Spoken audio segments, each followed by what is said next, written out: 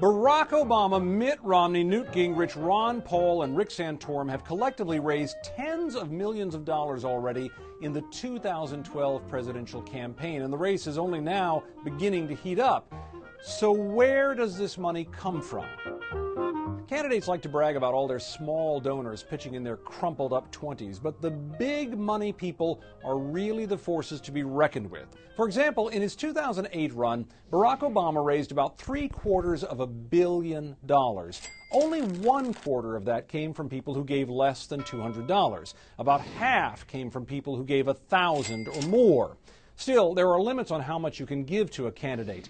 $2,500 in the primary, the same for the general election. So the question remains, where does the rest come from?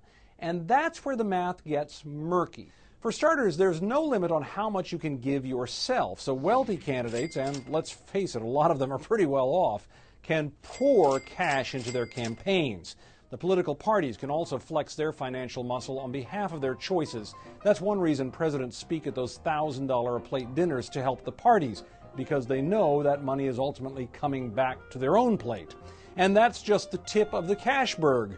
Next comes a bewildering array of other entities that can help a campaign. PACs, super PACs, 527s, 501c4s, joint fundraising committees, you name it. They all have slightly different rules governing how much they can take and whether they must disclose their donors. Labor unions and corporations like Microsoft and Goldman Sachs work through such organizations. Most of this money does not go directly to the campaign, but rather to shadow campaigns, funding ads and flyers and robocalls that build up the candidate or tear down his opponents.